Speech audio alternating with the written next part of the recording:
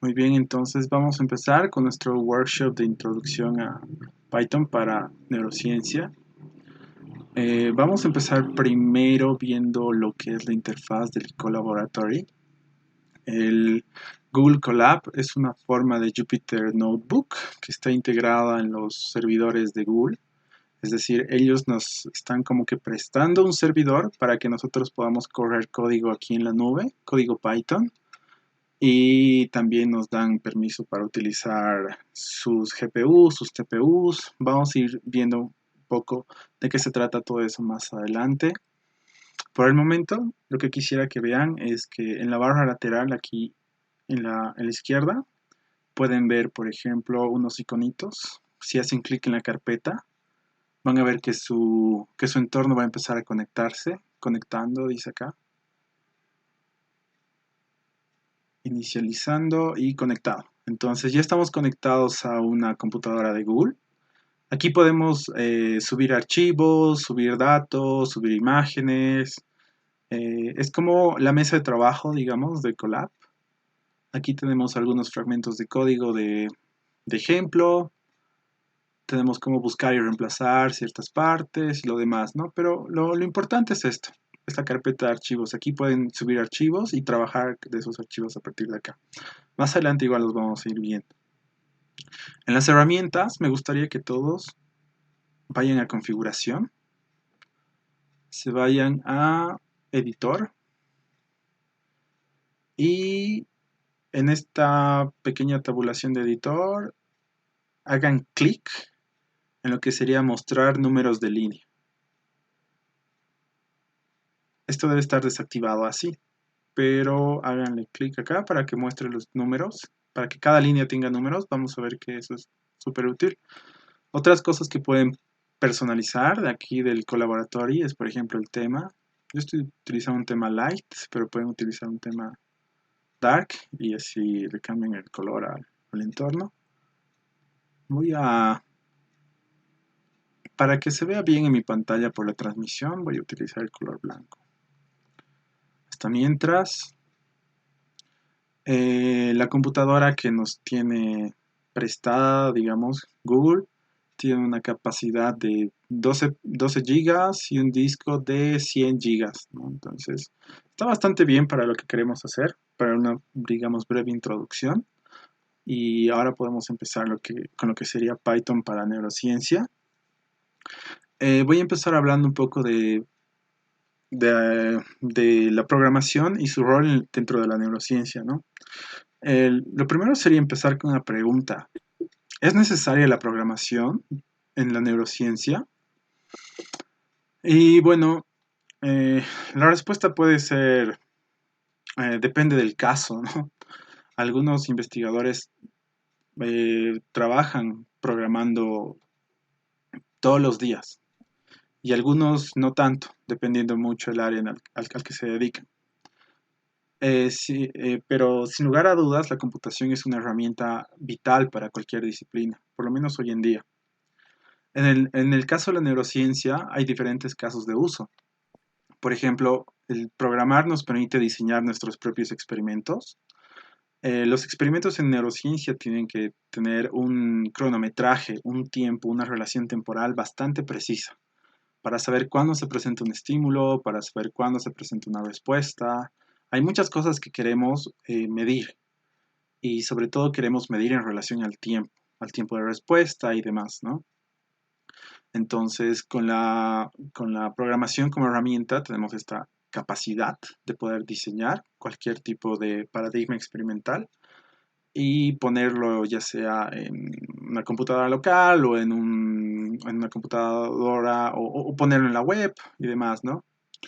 Otro caso de uso sería la automatización de la adquisición de datos, es decir, los datos que estén tomándose de manera constante a través del tiempo. Automatizar esta tarea es súper fundamental para poder, digamos, objetivizar cómo se realizan las mediciones. Otro caso de uso es el procesamiento de datos, y esto tiene que ver mucho con las matemáticas y la estadística. Son herramientas que se utilizan para cualquier tipo de tarea científica. Entonces, poder ah, procesar los datos de forma correcta, las series de tiempo, las señales, las imágenes y demás. La programación es una herramienta bastante fundamental. Y por último, tenemos el análisis personalizado, ¿no? Es decir, de repente la implementación de cierto algoritmo de análisis de ya sea de regresión o de clasificación, eh, como está, como está implementado en alguna librería no nos alcanza, no es lo que buscamos, queremos aplicar una fórmula propia para algún tipo de análisis, entonces eso nos va a facilitar la tarea, ¿no? El hecho de poder programar, porque no todos los análisis están disponibles en los paquetes estadísticos como por ejemplo el SPSS o demás que utilizan alguna interfaz gráfica. Entonces, podemos decir que con la programación se puede potenciar el trabajo que se realiza dentro de la neurociencia y sobre todo de la neurociencia que está relacionada a la investigación. Hace nuestra tarea más fácil y más capacitada. Tenemos un par de gráficos que se han realizado a través de algún tipo de implementación computacional que son eh, ideales, digamos, para ilustrar o para estudiar ciertas áreas o ciertas actividades, digamos, cerebrales. Luego pasaremos a ver un poco qué es un algoritmo. Eh, no sé si alguien ya ha escuchado el término algoritmo, pero básicamente se lo define como una serie de pasos estructurados que llevan a un fin. Ya esa es como una definición bastante operacional, bastante, digamos, común, que se lleva en cualquier clase de programación. Pero me gustaría que piensen en esta analogía que los algoritmos son recetas. ¿No? Un algoritmo es una receta. Si saben preparar un postre, tienen que seguir una serie de pasos en orden, ¿no? Y, y pueden jugar con algunos ingredientes, pueden poner más de uno, menos de otro, y jugar hasta llegar a su fin, ¿no? Entonces, nos quedaremos con esa idea de que los algoritmos son recetas, son pasos que se siguen hasta poder conseguir algo. Eh, Hablaremos un poco de los lenguajes de programación. Los lenguajes de programación son como una interfaz entre el humano y la máquina, ¿no? Sabemos que la máquina se comunica solamente a través de bits, de bytes. Entonces, solamente entiende de voltajes, de ceros y unos. Y los lenguajes de programación están implementados en lo que sería una sintaxis humana. Es una forma de comunicación que facilita, digamos, la tarea, la implementación de reglas, la implementación de cálculos para trabajar con las máquinas, ¿no? Este, los lenguajes de programación tienen una semántica y tienen una sintaxis definida.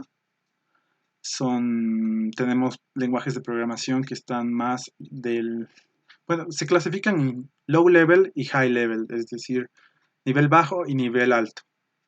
Todo lo que es lo que se llama nivel bajo está más al nivel de la máquina, es decir, trabaja más con códigos, más con números directamente, con ceros y unos. Y lo que es más high level está ya más al nivel del humano, entonces trabaja con, con sintaxis, están regidos por algún tipo de idioma, por ejemplo, la mayor parte de los lenguajes de computación están en inglés, también existen lenguajes en español, y existen en varios idiomas, pero el eje dominante, digamos, en este caso es los lenguajes en inglés. Tenemos lenguajes que son interpretados o que son compilados. En el caso de Python, estamos hablando de un lenguaje que es interpretado. Es decir, es mucho más fácil programarlo, mucho más fácil entender, digamos, un código, pero le toma mucho más trabajo a la computadora realizar las tareas.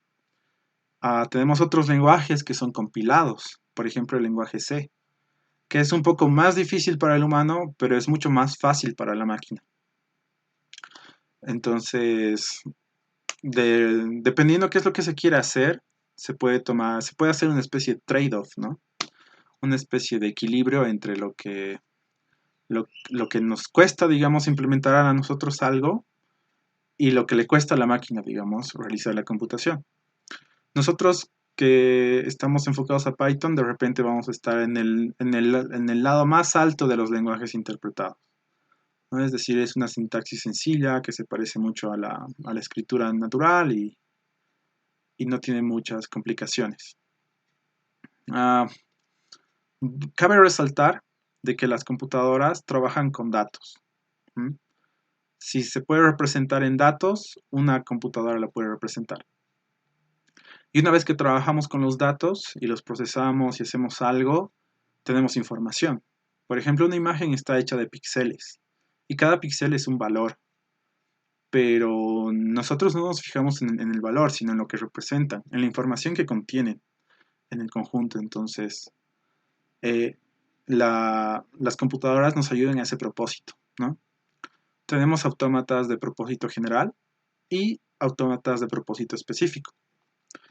Em, si conocen a Alan Turing, o han escuchado alguna vez de su nombre, este, él definió matemáticamente los límites de lo que podía ser una computadora. Es decir, una computadora de propósito general, un autómata de propósito general, lo llamaba él. Y este tipo de autómata, este tipo de computadora no va a poder hacer más. Nunca va a poder hacer nada más, ¿no? Entonces, porque está definido matemáticamente cuáles son los límites de una computadora como tal. Es decir, en el futuro vamos a tener computadoras que sean más veloces, que tengan más memoria, pero no van a ser más que las computadoras de propósito general. Cabe resaltar de que los smartphones, que los ordenadores personales son autómatas de propósito general. Es algo que Turing nunca llegó a ver en su vida, pero con lo que él soñaba, digamos, poder llegar a construir uno. En su época solamente existían los autómatas de propósito específico, que le permitían hacer computaciones o hacer multiplicaciones, divisiones largas, etc. Pero ahora tenemos la capacidad de trabajar nosotros con autómatas de propósito general y tenemos que sacarle provecho a eso, ¿no? Hay gente que diría que las computadoras que tenemos no son de propósito general porque los autómatas de Turing tenían memoria infinita. En nuestro caso, las computadoras tienen tanta memoria que poco a poco nos estamos olvidando que no es infinita. Así que de repente no es un detalle tan importante. Y algo que me gustaría que se guardaran y se quedaran después de este taller es que hay que priorizar lo que es la lógica por encima de los lenguajes. Es decir, no importa mucho si se trabaja en un lenguaje como Python o si se trabaja en un lenguaje como C, C++, C Sharp. Lo importante es entender la lógica de la programación, porque la sintaxis de los lenguajes en muchos casos es parecida, y si no se parece, se puede aprender. Y una vez que tengan entendido la lógica, no tienen que tenerle miedo a ningún lenguaje. Así que para poder, digamos, empezar de forma un poco breve, me gustaría que todos abran una celda de código. Aquí tenemos dos botones, ¿no? Uno es de código y uno es de texto. Trabajaremos ahora en una de código para poder escribir nuestra primera línea. Yo voy a escribir print hello world.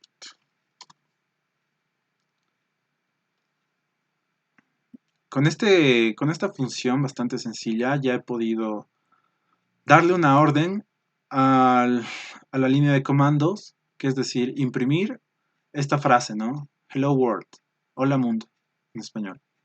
Y me da un resultado. Ha hecho exactamente lo que yo le he pedido que haga. Por ejemplo, también puedo pedirle que haga una suma. Si pongo 1 más, perdón, 1 más 2 y lo corro. Para poder correr la celda solamente hay que hacer clic acá. O se puede utilizar también control y enter. Vemos aquí el resultado, ¿no? Entonces una computadora solamente sigue instrucciones. No puede hacer más de las instrucciones que le damos. Me gustaría, por ejemplo, ahora imprimir acá por la línea de comandos otro tipo de oración.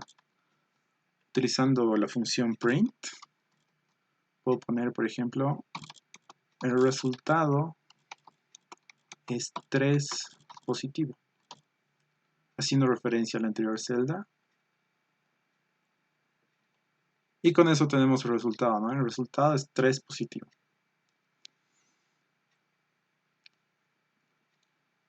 Una computadora también nos permite tratar con reglas lógicas. Podemos preguntarle a la computadora, por ejemplo, 1 es igual a 1. Y nos va a decir que es cierto. Si le preguntamos, por ejemplo, 1 es igual a 2, nos va a decir que es falso. Es decir, la proposición acá es falsa y la proposición acá es verdadera. Dependiendo la lógica y las reglas que hayamos implementado en nuestro programa, nos va a permitir determinar si algo es cierto o es verdadero. Viendo qué otro tipo de cálculo se puede hacer acá, voy a hacer una multiplicación sencilla. 8 por 2. Y nos da 16. Una computadora es básicamente una calculadora. Una calculadora en esteroides, digamos. Valga la metáfora. Voy a introducir aquí otra oración. Voy a poner hola NeuroTechEx. Se ve.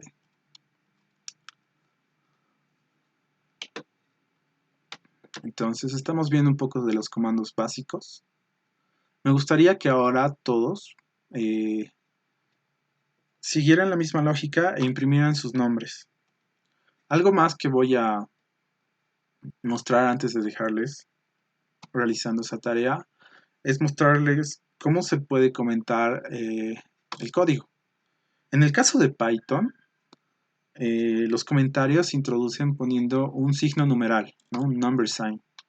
Quizás algunos lo conozcan como hashtag, pero su nombre correcto es number sign.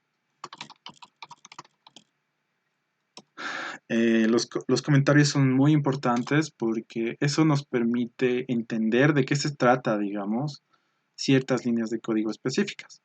Si, por ejemplo, yo realizo una tarea y se la paso a alguien más y no tiene ningún tipo de comentario, va a ser un poco difícil para la persona darse cuenta qué está realizando en cada línea, ¿no? Entonces, una buena práctica es siempre comentar lo que estamos haciendo. Por ejemplo, calcular la temperatura o en tal línea se está evaluando la tensión sostenida de una persona. Hay muchas cosas que se pueden analizar a partir de esto. Entonces, una breve tarea que quisiera dejarles es que, uno, impriman sus nombres. Sus nombres completos. Y luego que dividan su edad por 2.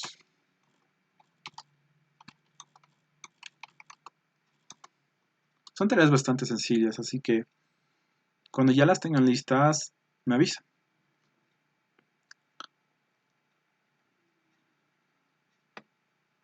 Bien, ahora vamos a conocer un poco más de lo que son los diferentes operadores. Voy a utilizar una línea de texto, una celda de texto, perdón. Voy a poner operadores. Si queremos mover dónde se encuentra una celda, podemos utilizar las flechitas para subirla o bajarla. En este caso yo lo voy a dejar ahí. Le voy a mostrar otros operadores. Por ejemplo, tenemos el operador de suma, que me imagino ya todos los conocen. Hablaremos de una suma ahí. el operador de resta,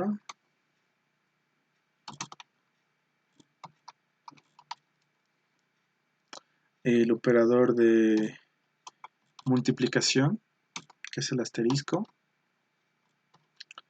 Estoy poniendo comentarios al lado para que quede claro. El operador de división, que es un slash nada más.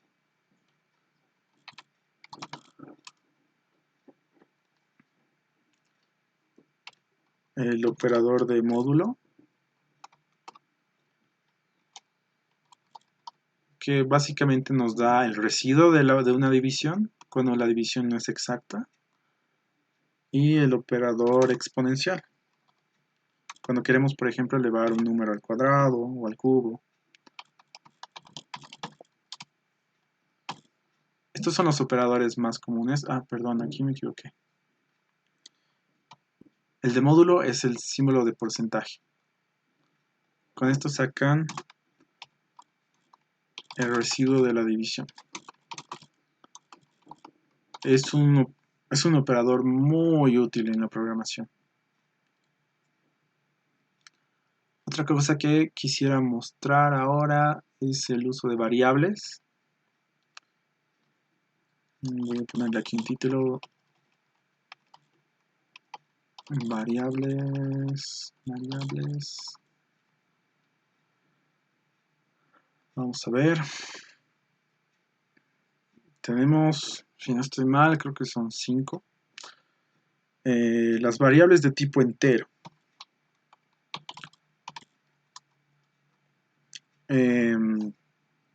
Imagino que están familiarizados con lo que es un número entero, ¿no? En ese caso, un número entero es básicamente un número que no tiene decimales. Por ejemplo, el número 7. En la programación a los enteros se les dice int, nada más. Tenemos los de tipo... Los números que contienen decimales, digamos 7.8, sería una variable de tipo float, ¿no? Porque utiliza una coma flotante. Entonces, no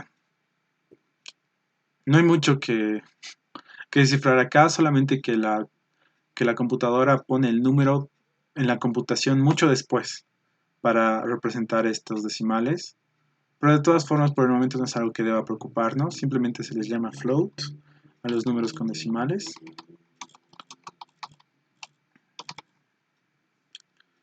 Tenemos las variables de tipo string o cadenas. Este tipo de variables son variables de texto. Por ejemplo, un nombre. Siempre se pone entre dos comillas y el contenido al medio, ¿no? Eso se le llama string, que son variables de texto. Tenemos las variables de tipo booleanas, que son las que son o true o false. En Python siempre se ponen las variables de este tipo con la primera letra mayúscula, por si acaso. Estas son las booleanas. Son variables que nos indican si algo es verdadero o falso.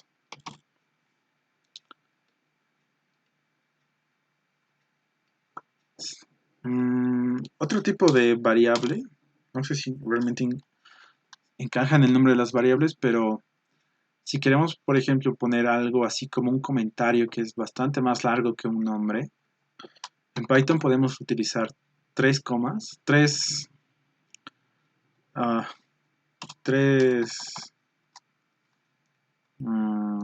comillas, digamos, y lo que está dentro se vuelve un texto automáticamente.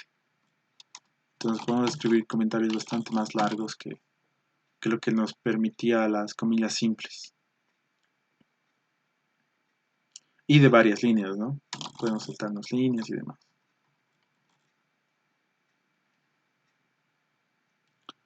Entonces ahora vamos a trabajar un poquito con variables.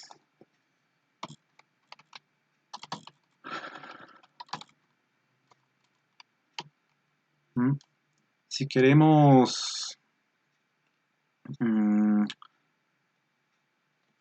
almacenar el valor de, por ejemplo, un número int, un número entero, simplemente, y lo queremos asignar a una variable, simplemente ponemos el nombre de la variable, que va a ser en este caso AAA. No, no tengo mucha imaginación ahorita, pero solamente es un nombre. Y lo ponemos igual a 4. Voy a correr esta celda. Abajo voy a abrir otra celda de código. Y lo único que voy a hacer es poner print a, que es la variable que había declarado antes. Y listo. Nos retorna el valor que está almacenado en la variable. Voy a hacer lo mismo, pero para otro valor.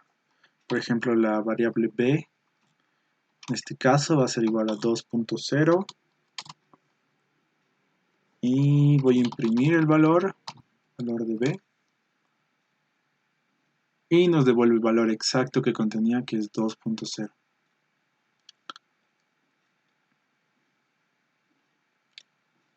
Vamos a ver otro ejemplo. Por ejemplo, yo voy a almacenar en una variable la temperatura. La temperatura de hoy. Reglas para declarar variables. A la vez que estoy haciendo este ejercicio, les muestro que hay ciertas reglas cuando uno pone nombres, ¿no? Variables. Entonces, por ejemplo, no podemos utilizar un número como el primer carácter, ¿no? Si utilizamos un número como 1 barra baja temperatura hoy, el número no lo va a detectar bien y lo va a detectar como un error, ¿no? Error de sintaxis. Pero sí podemos utilizar números si están al final o al medio del nombre. Por ejemplo, temperatura hoy 1, y en ese caso no tendría problemas. Tampoco hay que utilizar caracteres muy extraños para nombrar variables, como por ejemplo signo de porcentaje o signo de división o lo demás. Además de que son caracteres restringidos que tienen un propósito específico dentro del lenguaje, entonces nunca lo hagan. Y usualmente se decía que las variables tendrían que tener un nombre de 8 o 5 caracteres como máximo.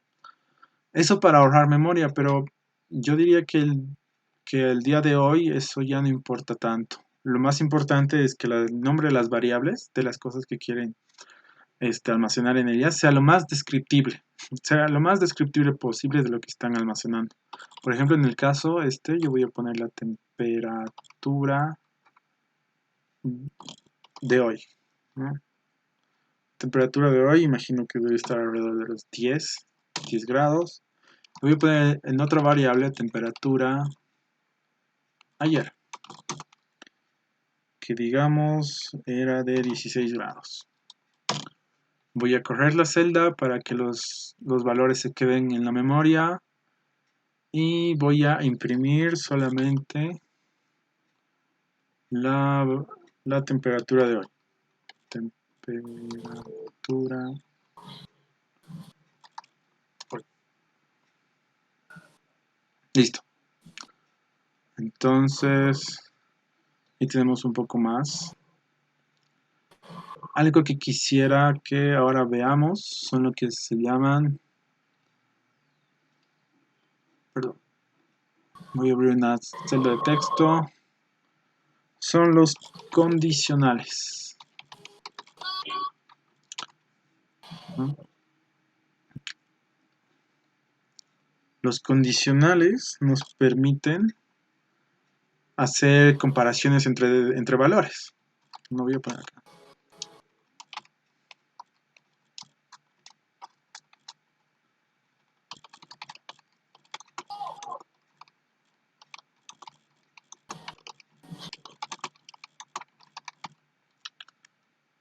Por ejemplo, Tenemos el primer condicional que es doble igual, doble símbolo igual.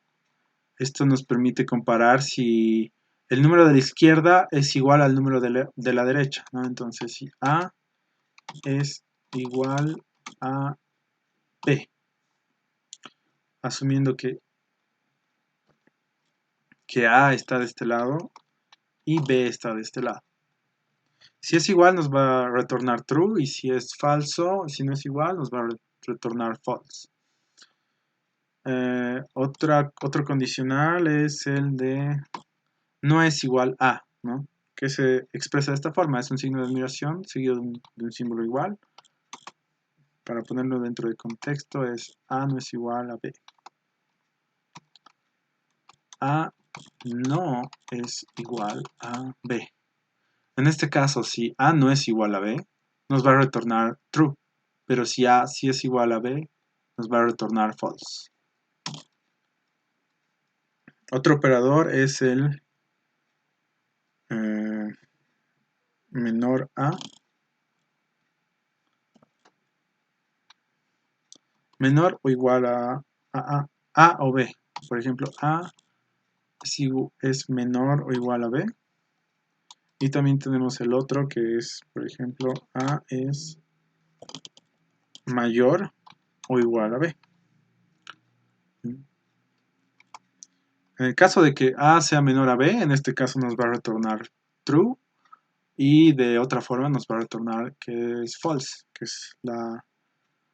que lo que acabamos de declarar es falso. A es menor o igual a B. Aquí tenemos que A es mayor o igual a B.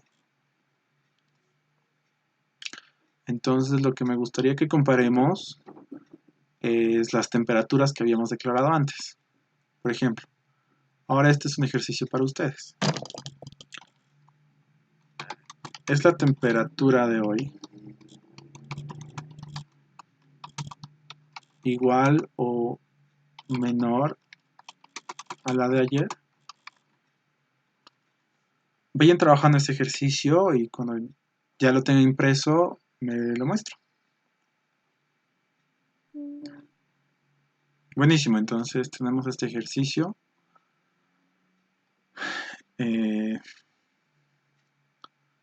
Vamos a hacer otro ejercicio, igual la misma lógica, pero esta vez de comparar edades. Por ejemplo, vamos a ver, digamos que queremos ingresar a un parque de diversiones, pero la edad mínima es 20. Digamos que la edad actual de la persona es 15, pero la edad mínima es 20. Entonces, la persona tiene la edad mínima para ingresar. Igual les dejo un momento para que piensen en la respuesta y la puedan implementar. Edad La edad actual es actual es mayor o mayor o igual a la igual a la edad edad mínima mínima y y sale sale false, ¿no? false, ¿no? Claro. A ver, voy a hacer la implementación acá. Edad actual es mayor o igual a edad mínima.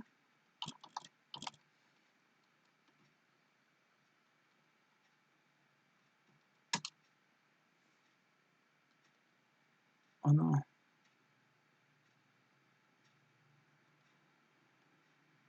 Ah, es que no corrí la celda anterior.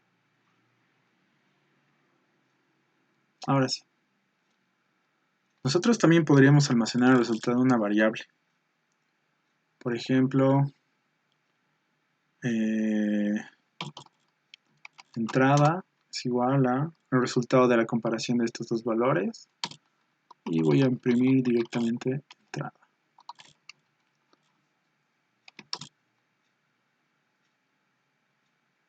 false. ¿Mm? Entonces, esa es la facilidad de las variables en las que son como cajitas, digamos, donde podemos almacenar el resultado de otras operaciones que vienen antes y hacer todo tipo de operaciones con esas variables, ¿no? Entonces, hasta aquí, no sé si tienen alguna duda. Ha sido una introducción un poco resumida, pero para poder, digamos, entender todas las formas de sintaxis, digamos, básicas.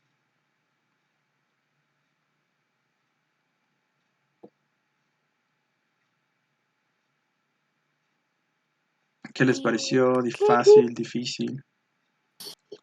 La La entrada entrada es es para para guardar, guardar, ¿no? ¿no? Sí, es una variable donde estoy guardando, digamos, ¿no? La Ah, ya, respuesta de la perfecto. operación. Gracias. Sí.